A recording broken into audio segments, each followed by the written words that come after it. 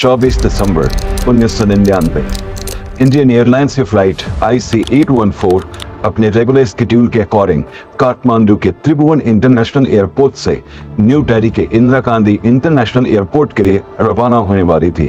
Flight में मौजूद 190 लोग, जिसमें से 179 पैसेंजर्स एंड 11 क्रू मेंबर्स थे। इनको वाइल्डेस्ट ऑफ ड्रीम्स से भी ये थॉट नहीं आया होगा कि जिस फ्लाइट में वो मौजूद हैं, that's gonna be hijacked। इस फ्लाइट में हरकतुल मुजाहिदीन इस्लामिस्ट ग्रुप के 5 मेंबर्स भी शामिल थे और यही वो लोग हैं जो कि आगे जाकर इस फ्लाइट को हाईजैक करने वाले थे। And that too not for just a few hours और 1 or 2 days, but for 7 long days। नमस्कार दोस्तों, स्वागत है आपका लेट्स नो यूट्यूब चैनल पे। तो चलिए जानते हैं कंधार हाईजैक की पूरी कहानी के बारे में। IC814, the Kandahar hijack has been in the eye of the storm। IC814 series को लेकर विवाद जारी है। Captain Devi Sharan left for work, promising his wife and 2 daughters a holiday after the Christmas Eve flight। Year 1999 में central में BJP की तरफ से अटल बिहारी वाजपेयी की गवर्नमेंट थी। दोस्तों, ये वही दौर था जब इंडिया पाकिस्तान के रिलेशंस को लेकर काफी उतार चढ़ाव हो रहे थे। 1998 में इंडिया एंड पाकिस्तान दोनों ही कंट्रीज ने न्यूक्लियर टेस्ट किए थे, जिससे इन दोनों कंट्रीज के रिलेशंस पे काफी नेगेटिव इफेक्ट पड़ा।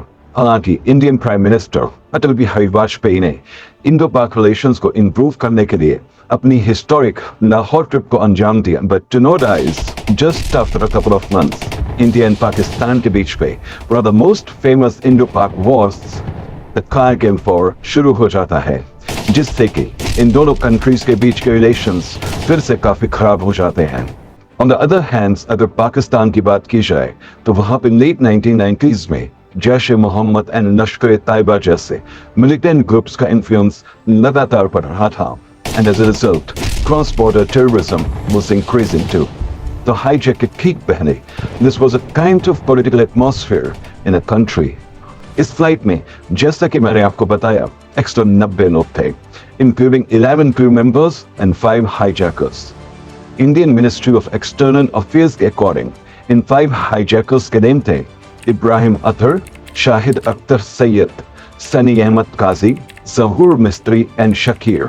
बट यही पर एक ट्विस्ट है गाइस, ये लोग फ्लाइट में अपने रियल नेम्स का यूज ना करके कोड नेम्स रखते हैं, जिसमें इब्राहिम चीफ होता है, Shahid Akhtar doctor, Sunny Ahmed burger, Zahoor Mistry Bhola and Shakir was known as Shankar. So let's hear some clips from the people जो प्लेन में मौजूद थे और इस फैक्ट को यही पे लॉक करते हैं that hijackers were not using their real names। जो दिखाया उसमें रियल ही है, जो उनके नामों के लिए कंट्रोवर्सी हो रही है वो नाम वही थे उनके, और वो इसी से एक दूसरे से बात करते थे। वो उनके कोड नेम्स थे, भोला शंकर, जिनके लिए मेन कंट्रोवर्सी हो रही है। 24 दिसंबर 1999 को अपने निर्धारित समय 4 बजे ये फ्लाइट काठमांडू से टेक ऑफ करती है। अराउंड 4:40 इंडियन स्टैंडर्ड टाइम पे ये फ्लाइट इंडियन एयर स्पेस में एंटर करती है। तभी cabin crew member Anil Sharma के साथ एक आदमी कॉकपिट में एंटर करता है। उस आदमी के पास एक हाथ में रिवॉल्वर और दूसरे हाथ में ग्रेनेड था। IST 4:53। दोस्तों, मैं जब IST बोल रहा हूं तो इससे आपको इंडियन स्टैंडर्ड टाइम समझना है। So I was saying 4:53 IST पे पायलट को ये कंफर्म हो चुका था that plane was hijack, and ठीक उसके कुछ मिनट बाद ही दिल्ली ATC को भी ये कंफर्म कर दिया गया था that plane has been completely hijacked। Hijackers pilot को पाकिस्तान एयर स्पेस की ओर फ्लाई करने को फोर्स करते हैं। वहीं दूसरी ओर इंडिया में इसका पता लगते ही पूरी political system and Indian authorities के होश उड़ जाते हैं।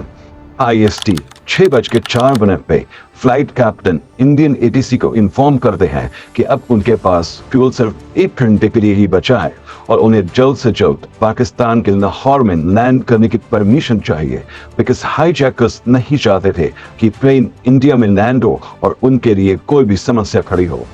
However, पाकिस्तान ATC ने फ्लाइट को लाहौर में लैंड करने की परमिशन नहीं दी। एट द एंड फ्लाइट को अमृतसर एयरपोर्ट पर रिफ्यूलिंग के लिए लैंड किया जाता है। पंजाब के IGP JP वर्दी को इस इंसिडेंट को सुपरवाइज करने के आदेश मिले उधर दूसरी ओर एनएसजी गवर्नमेंट के फैसले का अभी भी इंतजार कर रही थी। दोस्तों, यहाँ पर इंडियन अथॉरिटीज चाहती थी कि जितना डिले किया जा सके रिफ्यूलिंग में, उतना ही उनको समय मिल सकता था पैसेंजर्स को रेस्क्यू करने में और इस हाईजैकिंग को यहीं पे एंड करने में। बट वहां पे दूसरी तरफ हाईजैकर्स डिले से अपसेट हो रहे थे और इसी फ्रस्ट्रेशन में वो कुछ लोगों को घायल भी कर देते हैं। कैप्टन शर्न बाद में ये बताते हैं कि उन्हें लगा कि अब इंडियन गवर्नमेंट की असिस्टेंस उन्हें जरूर मिल जाएगी और उन्हें दोबारा से टेक ऑफ नहीं करना होगा। But unfortunately that was just a dream. दोस्तों, जैसा कि मैंने आपको बताया कि इंडियन अथॉरिटीज चाहती थी कि जितना ज्यादा से ज्यादा डिले हो सके रिफ्यूलिंग में, उतना ही उनको टाइम मिल सकता था रेस्क्यू करने के लिए। इवन कुछ लोगों का ये भी मानना है कि अगर यहाँ पे इंडियन अथॉरिटीज में lack of preparation and lack of coordination ना होता तो इस हाईजैक को अमृतसर में ही रेस्क्यू किया जा सकता था। बट अनफॉर्चुनेटली वही हुआ जिसको सबको डर था। गवर्नमेंट के वैसलेशन के चलते शाम 7:47 पे प्लेन को हाईजैकर्स ने बिना रिफ्यूल किए ही टेक ऑफ करवाया। अमृतसर के इस डिले को बाद में बहुत ही ज्यादा क्रिटिसिज्म का सामना करना पड़ा because it was viewed as a failed opportunity to end the hijacking.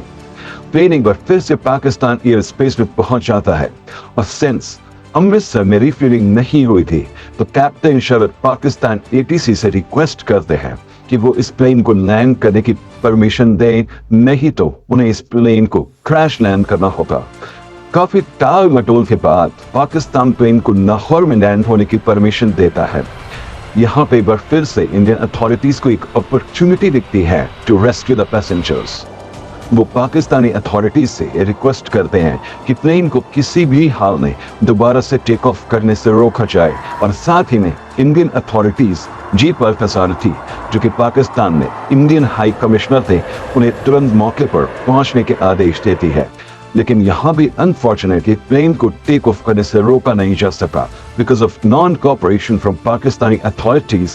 And 10:32 पर प्लेन फिर से टेक ऑफ करता है। नाउ हाईजैकर्स पायलट को अफगानिस्तान के काबुल की ओर चलने को बोलते हैं, बट काबुल एयरपोर्ट में नाइट लैंडिंग फैसिलिटीज न होने के चलते प्लेन को वेस्ट की ओर डाइवर्ट कर दिया जाता है। रात 1:32 पे प्लेन दुबई के अल मिन्हाद एयरबेस में लैंडिंग करता है, जहां पे फॉर्चुनेटली 27 पैसेंजर्स को हाईजैकर्स रिलीज करते हैं in the return of fuel. Dubai authorities भी ट्राई करती हैं कि किसी तरह प्लेन के टेक ऑफ को डिलीट किया जा सके, लेकिन हाईजैकर्स वंस अगेन प्लेन को टेक ऑफ करने में सफल रहते हैं और मॉर्निंग में 6:20 पे ये प्लेन कंदहार एयरपोर्ट के लिए रवाना हो जाता है। मॉर्निंग में 8:33 पे जैसे ही प्लेन कंदहार एयरपोर्ट पर लैंड करता है, एक बार फिर से इंडियन अथॉरिटीज एक्टिव हो जाती हैं कि समहाउ इस हाईजैकिंग को एंड किया जा सके और लोगों को सेफली रेस्क्यू किया जाए।